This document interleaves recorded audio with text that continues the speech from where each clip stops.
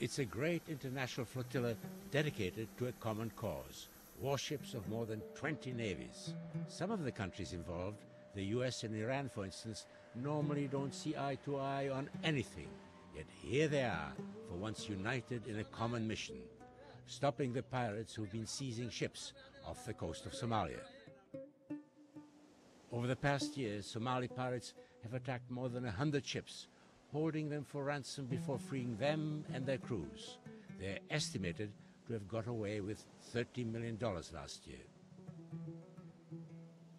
This has disrupted traffic along the busy shipping lane connecting Europe and Asia that carries much of the world's oil supply. All but unnoticed amid the outrage over the hijackings, a different group of pirates has for years managed to wreak havoc of Somalia without international naval patrols bothering to stop them.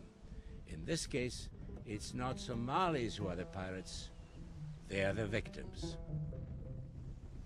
With no government to enforce its sovereignty, foreign ships have been dumping toxic waste of Somalia's coast, and foreign trawlers have been fishing illegally in its waters.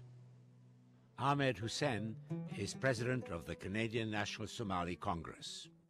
When you see the coverage of piracy in most international media, you don't hear much about the $300 million annually that's lost by Somali fishermen in illegal fishing done by foreign interests. You also never hear about the cost that cannot be estimated in terms of the negative costs of toxic waste dumping. Clear evidence of the dumping surfaced literally 4 years ago in containers washed ashore by waves from the Asian tsunami. People living along the Somali coast suddenly started falling sick. That caught the attention of the United Nations Environment Program. Nick Nuttall is the program's spokesman. There were many, many eyewitness accounts of people with bleeding gums, people with all sorts of skin rashes, abdominal hemorrhaging, and respiratory problems, which were linked with eyewitness accounts of rather large containers being tossed up by the tsunami of 2004 onto the beaches and breaking up. But proving a direct link between the illnesses and the toxic waste has so far turned out to be impossible. The UN did send investigators to Somalia, but the mission was a quickie, only 4 days, not enough time to definitively establish a link or to assess the extent of the dumping, never mind trying to determine who was doing it. The UN and others have been trying to get back in, but have found it too dangerous. You know, the political vacuum in Somalia, the tensions in Somalia, the conflicts in Somalia have really made it extremely difficult for any international response to get a handle on this potential problem of toxic waste. Somalia has indeed become a no-go zone. Its long, brutal civil war has reduced the country to the torments of never-ending violence, disease, poverty, and starvation. Outsiders who came to help have also ended up paying a price. Just think of the humiliating U.S. retreat from Somalia in '93 in the aftermath of Black Hawk Down, the incident in which a Somali mob killed 18 American soldiers from a downed helicopter. It is understandable that outside powers, having been bitten, are now gun-shy about trying to intervene. What is hard to comprehend is why the outside world would make things worse for the Somalis by turning a blind eye to foreigners fishing illegally in Somali waters and poisoning them with toxic waste.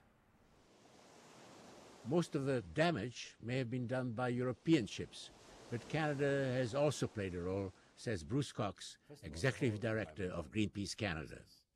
Some of the toxic waste that washed up in Somalia was uranium. I mean, it shouldn't be lost on Canadians, that there's a 50-50 chance that the uranium is part of a life cycle that ends up in Somalia, but perhaps started in Uranium City in Saskatchewan. Whether it's uranium from Canada dumped on a Somali beach, or pillaged Somali fish, ending up as sushi in European restaurants, he says, is all part of the same problem. It is stolen fish, and a lot of times, I mean, the result is hunger. I mean, we are taking food out of the mouths of others. And, as can be expected, the starving people who've been robbed have retaliated with some plundering of their own. The attacks on foreign ships, Somalis say, started as a reaction to foreign pillagers trying to put their fishermen out of business. And so these Somali fishermen got angry and started to arm themselves and start to basically try to chase away these foreign trawlers who were wrongly fishing within the Somali territorial zone. In the absence of any authority, they saw themselves as acting as an informal coast guard.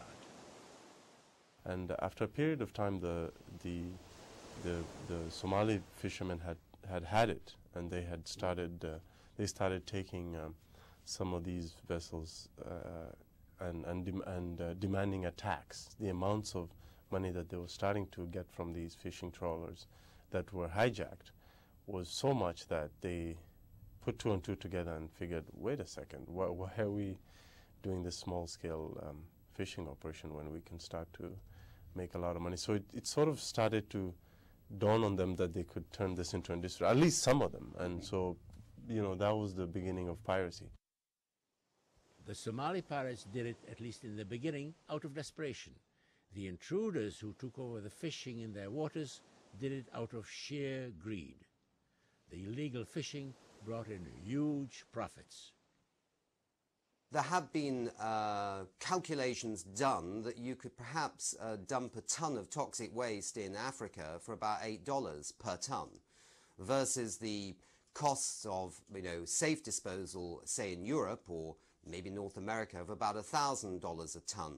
So there's a huge potential profit in such an illegal trade.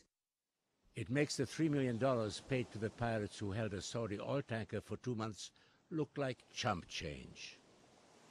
Clearly, the international community is culpable to the extent that it may have allowed toxic waste to leave ports in developed economies and end up in a vulnerable community in a vulnerable country like Somalia with enough problems, let alone dealing with toxic waste. I mean, it's hypocritical to be saying that, you know, we have a force in there that is going after you know, pirates in order that we can carry on business as usual.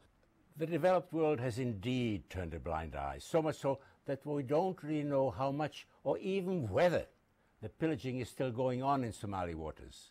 If it has stopped, you can be sure that the plunderers can find other vulnerable African coastal states in which to carry on their dirty business. That's Somalia's and Africa's tragedy and our shame. Joe Schlesinger, CBC News,